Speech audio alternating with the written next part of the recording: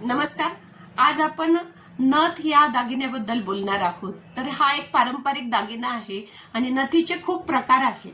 फार पूर्वीपासून म्हणजे अगदी राजेरजवाडे जेव्हा होते तेव्हापासून ही नथ प्रसिद्ध आहे. नथीचा उपयोग म्हणाल तर साज शृंगारामध्येच आहे आणि महिलांचं सौंदर्य खुलवण्यासाठी ती वापरली जात होती.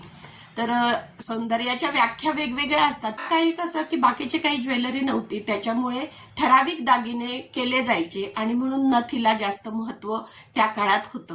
आणि त्याचीच आता पद्धत परंपरा असल्यामुळे आपल्याकडे आता सुद्धा त्याला फक्त नाविन्यपूर्ण रूप त्याला देण्यात आलेलं आहे. तर त्या नथीचे बरेच प्रकार आहे.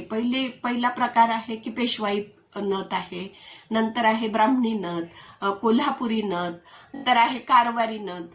म्हणजे असे वेगवेगळ्या प्रांताची नावं सुद्धा त्या नथीला दिली गेली आणि त्याच्यामध्ये थोडीशी व्हेरिएशन्स दिले गेले.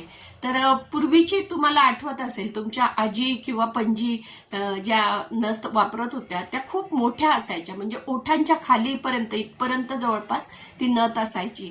आणि म्हणजे मी स्वतः पण पाहिलेलं आहे की रूरल एरियामध्ये अजूनही त्या महिलांच्या मोठ्या मोठ्या नथ असतात आणि चहा पिताना त्या अशा वर नथ करून चहा पित असतात.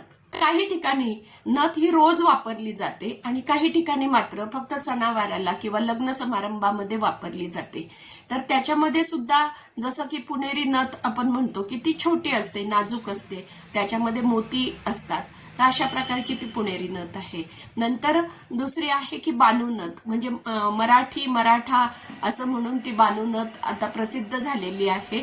थोडासा गोलाकारच असतो त्याला, पण त्यालाही मोती असतात आणि थोडेसे खडे लावलेले असतात. त्याला बानू नथ म्हणतात. म्हणजे ती एक सिरियल आली होती खंडेराव महाराजांची, तर त्या सिरियलमध्ये त्या बानूनी ती नथ घातली होती, तेव्हापासून तिला जास्त प्रसिद्धी मिळाली.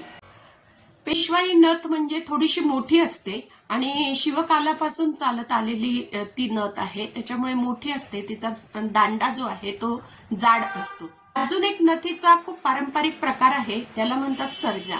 सर्जा म्हणजे मोत्यांनी वेढलेला असा अर्थ आहे. म्हणजे एक तार आणि जी मोत्यांनी वेढलेली आहे त्याला सर्जा म्हणतात.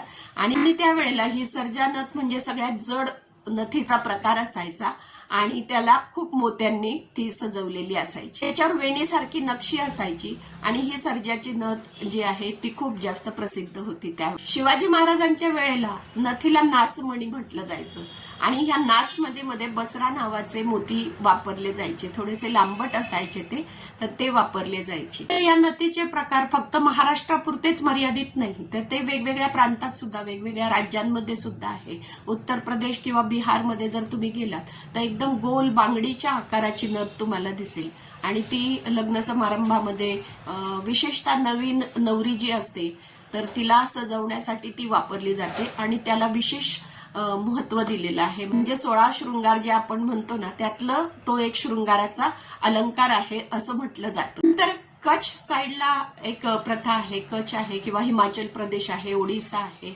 त्या ठिकाणचे ट्राईब लोक जे आहेत ते सुद्धा एक वेगळ्या प्रकारची नथ वापरतात आणि त्यावेळेला ती नथ इतकी जड असायची की त्या नथीला काहीतरी सपोर्ट द्यावा लागायचा आणि म्हणून ती नथ जी आहे ती कानाला बांधण्याची एक फॅशन आली. म्हणजे मला माझ्या लहानपणीचं आठवतं की ज्या वेळेला गॅदरिंग असायचं तर त्यावेळेला ती नोज रिंग जी आहे, ती नथ आहे ती वापरली जायची आणि ती बिंदी म्हणायचे त्याला, आणि ती नाकापासून तर कानापर्यंत आणि वर अशी लावलेली असायची. त्यावेळेला ती पर्टिक्युलर असायची, म्हणजे फक्त गोल्डन कलरचं असायचं ते सगळं आणि ते फक्त लहान मुली नाचताना वापरायच्या त्या. तर अशीच प्रथा उत्तर प्रदेशमध्ये किंवा बिहारमध्ये सुद्धा आहे की तिथे मोठ्या मोठ्या गोल आकाराच्या नथी वापरल्या जातात. तसं कारवारी नथ जी आहे ती कर्नाटका साईडला वापरली जाते, परंतु त्याच्यावर पण दक्षिणेचा खूप प्रभाव आहे. दक्षिण भागामध्ये काही ठिकाणी नाकाच्या मध्यभागी, म्हणजे हे जो 2 नाकपुड्या आहेत त्याच्या मध्यभागी नथ घालण्याची सुद्धा पद्धत आहे. काही ट्राईबमध्ये काही आदिवासी लोकांमध्ये सुद्धा ती पद्धत आहे नाकाच्या मध्ये घालण्याची. म्हणजे वेगवेगळ्या पद्धती आहेत. ती नथ नाकाच्या मध्ये आणि आजूबाजू दोन्ही ठिकाणी वापरली जाते. म्हणजे 3 प्रकारच्या नथ त्या नाकामध्ये घातलेल्या असतात. अशी सुद्धा काही ठिकाणी प्रथा आहे.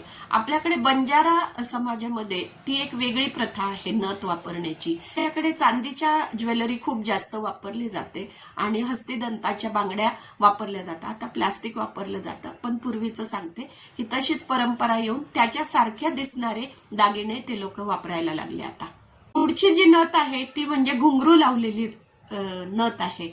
तर ह्याच्या मागचं लॉजिक मला एका म्हाताऱ्या बाईने सांगितलं होतं की पूर्वी त्यांची जी नवीन आलेली नवरी आहे तर तिच्या पायामध्ये घुंगरू आणि नथीमध्ये घुंगरू टाकलेले असायचे, जेणेकरून ती कुठे जाते ना तर त्याचा थोडीशी आयडिया, कारण पूर्ण तिचा चेहरा झाकलेला असायचा, त्याच्यामुळे ती कुठे जाते साधारणतः तर ते समजण्यासाठी, किंवा घरातच मोठे मोठे घरं असायचे तर ती कुठे आहे हे माहिती होण्यासाठी त्या घुंगरांचा आवाज जेव्हा येईल तर त्यावेळेला त्यांना कळायचं की ही इथे आहे. असं एका म्हाताऱ्या बाईने मला सांगितलेले आहे की ही ट्रेडिशन कशी सुरुवात झाली म्हणून. आता मात्र नवीन प्रकारच्या नथ आलेल्या आहेत, त्या म्हणजे ऑक्सिडाइज नथ.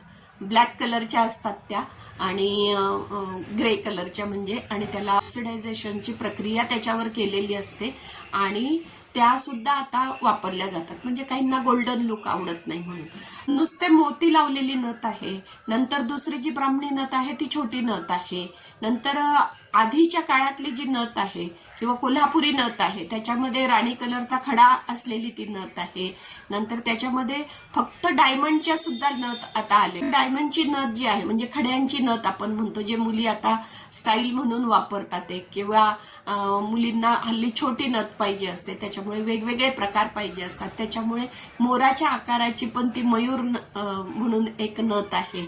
तर अशा प्रकारे नथीला वेगवेगळी नावं दिलेली आहे. ताराबाई नथ आहे, म्हणजे जसे हिस्टॉरिकल कॅरेक्टर आपले होते, म्हणजे इतिहासातल्या व्यक्तींच्या फोटोमध्ये जसं दिसेल तर तशा प्रकारचं अनुकरण केलं जातं आणि तशा प्रकारच्या नथ बनवल्या जातात. तर त्यांना तशी तशी नावं दिली गेलेली आहे. आता डायमंडची जरी नथ असले तरी सुद्धा त्याला मोती लावण्याची पद्धत आहे आणि वेगवेगळं आहे. आता पहिल्या ज्या नथ होत्या त्याच्यामध्ये फक्त लाल आणि हिरवा रंग वापरला जायचा आणि मोतीचा रंग, म्हणजे खाली लटकन असायचे आणि ते लाल आणि हिरवे मोती असायचे. पूर्वी फक्त नथ हे दागिना एकच वापरला जायचा, परंतु आता मात्र नथीचे गळ्यातले केले जातात, कानातले केले जातात, मिलावला असा ब्रॉच केला जातो.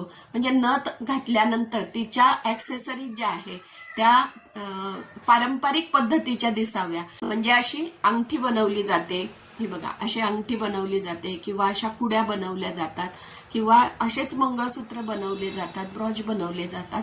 असे वेगवेगळ्या प्रकारच्या ऍक्सेसरीज सुद्धा आता नथीच्या बनायला लागलेल्या. म्हणजे फक्त नाकातच नाही तर तुम्हाला कुठेही, म्हणजे अंगावर बांगड्यांमध्ये सुद्धा नथ वापरली जाते, गळ्यातल्यामध्ये वापरली जाते, नंतर तुमच्या ब्रॉच म्हणून वापरली जाते.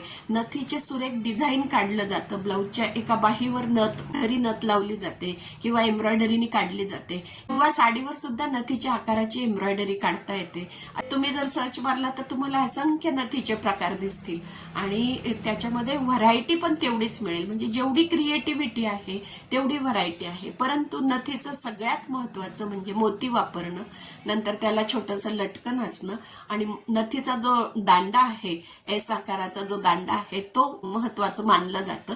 आणि मग आजूबाजूला तुम्ही कितीही क्रिएटिव्ह काम करू शकता. तर तुम्हाला कसा वाटला हा नथीचा प्रवास आणि कशी वाटली ही माहिती ते मला सांगा. कलेचा प्रकार म्हणूनच आपण त्याच्याबद्दल बोलतो आहे. तर तो प्रकार जो आहे तो वेगवेगळ्या स्वरूपात आपल्या समोर येत राहणार आहे आणि जुनं ते सोनं म्हणतो आपण, त्याला जुन्यालाच आपण मॉडर्नायझेशन करून ती जी परंपरा आहे ती आपल्याला जपता येईल. तर आपल्याला हा व्हिडिओ कसा वाटला ते सांगा आणि आपण आपले 1000 सबस्क्रायबर झालेले आहेत त्याच्याबद्दल आपलं मनपूर्वक आभार. आणि सगळ्यांनी हे सबस्क्राईब करा, फॉरवर्ड करा आणि लाईक करा, कमेंट करा सत्कर्म चॅनल. धन्यवाद.